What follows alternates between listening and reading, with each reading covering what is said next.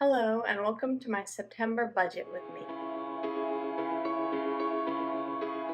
Wow, September already. I can't believe summer is basically over.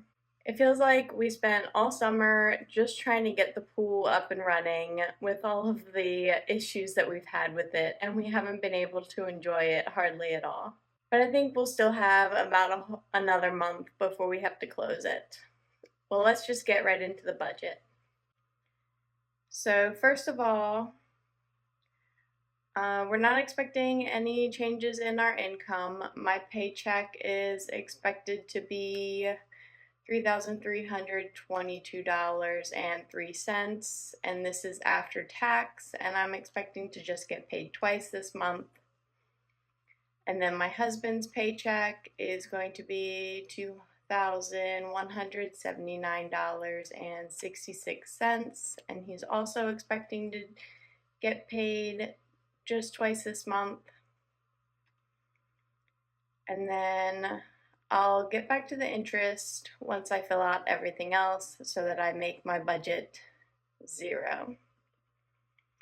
So we're not expecting any rewards, refunds, or other either, so I'm going to leave all of that at zero. So moving on to our debts, we have our mortgage payment, which is $2,705.45. That's not going up in September. However, our escrow analysis happens in October, so it may change for October or November. And then we have our car loan. We pay this every other week. It's $311.07, and we plan on paying that twice this month. So that will be $622.14 towards our car loan. And then my husband's student loans are $382. And my retirement account loan comes out with every paycheck since I'm getting paid twice. $236.22 twice for $472.44. And so for our debts, we're not budgeting to pay any additional. Most of the time we just pay our minimum values.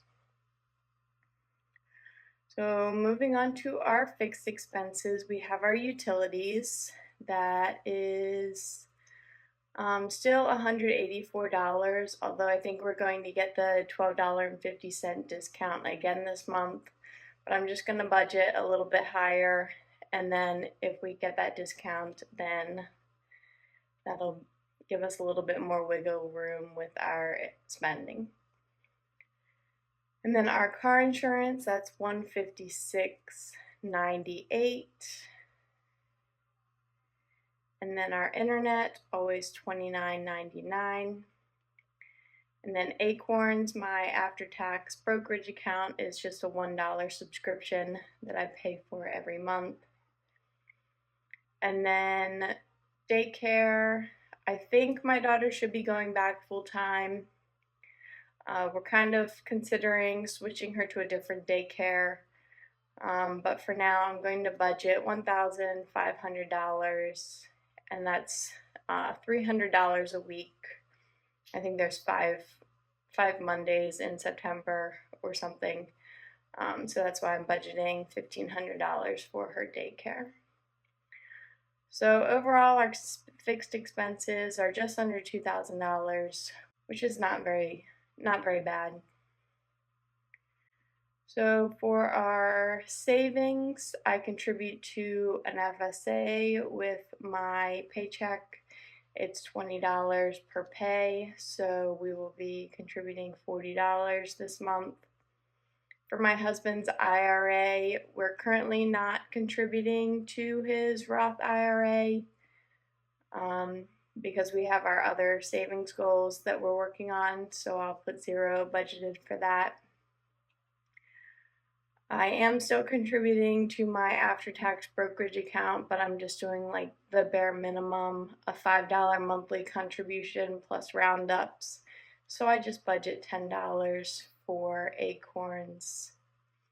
And then our emergency fund, it's almost fully funded, so I'm not going to budget anything for that. I'm going to skip over our new roof savings for now. And then my daughter's 529, we're going to budget $415 for that. So this is a tax advantage savings account for her education, and we are contributing up to $5,000 this year so that we can take advantage of a tax break on our state tax returns. So moving on to all of my sinking funds. My home sinking fund, I'm going to contribute $700. That one's been pretty negative for most of the year. Every time we get it positive, we have a large expense, bringing it back down. But we'll budget $700 for home. For all of our groceries, and this includes any kind of household purchases, laundry detergent, dishwasher soaps, anything like that, $375. Now that my daughter started eating real food, I think we need to, I think we'll be spending a little bit more because I'm buying her a lot of fresh fruits and vegetables and stuff, which is not something that I typically buy so much for me and my husband. But for car and gas, we'll contribute $200. I'm buying gas at least once a month now that I'm going every single day. So $200 for that. For gifts and donations, we dropped this budget down a little bit because we had so much in that sinking fund. This covers any gifts that we buy for anyone throughout the year, plus like for birthdays, plus Christmas and stuff. So I'm just going to contribute $40 to that sinking fund this time. And then for restaurants, $35. We are having a low spend year, and restaurants is one of the categories that we're trying not to spend too much in. And so far we're doing pretty good with not going to restaurants very much. So $35 should be more than enough. Of course, if we don't spend all of this year, then it just rolls into next year when we're not having a low spend year. So then we'll have a lot more already in our restaurants fund for if we want to go out. For pets, I was thinking about increasing this one, but I guess not this month. I'm just going to contribute $20 towards the pet sinking fund. Actually, let's bump that up to 70, and then I will I was going to budget $100 for my daughter's sinking fund, but I think I'll just put 50 in there because she has quite a bit in there, and I think we're going to buy her a little bit more clothes for the cooler weather because she's outgrown all of her cool weather clothes. She's been in summer clothes, but she's grown out of all of her spring clothes, so we need to buy her some fall clothes. So $50, that should be more than enough, plus the $365 she already has in there. Clothing and personal, that's for my spending, and with the low spend year, I'm trying not to spend very much in there, so I'm only putting $5 in that fund. And then same for health. I didn't think that we needed very much in this sinking fund because most of our health expenses get reimbursed in the FSA. This is kind of just like a holding account until the things get reimbursed. However, I think I did have a hospital bill that came out that I can't get reimbursed because it was from last year, and I was out of money in my FSA from last year. which was a good thing because you want to spend all of your FSA money, because if you don't spend it, then you lose it. So I had a hospital bill from last year from giving birth come out, and so that's why our health fund is pretty negative right now. But I'm just going to contribute $5, and that should be fine. We're not actually negative in any of our accounts, just because the one sinking fund is negative. For travel and entertainment, we have a trip coming up to visit my grandparents for my grandfather's 90th birthday, but that shouldn't cost us anything except maybe gas and maybe a road snack or something. So $15 contributed to that. And then phone. We paid our phone bill in August, and that was for an entire year, and so that's why I have a sinking fund for our phone.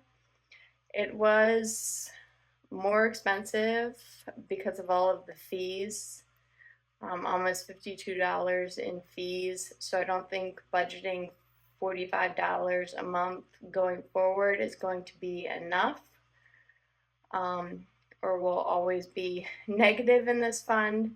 So I'm going to contribute $55 this month towards that, and then make up the difference by contributing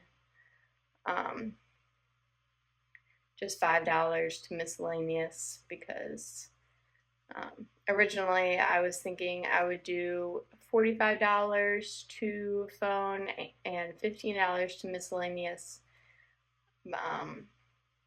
But I think we need more in the phone and less in the miscellaneous, because I don't think I ever have anything that falls into the miscellaneous category.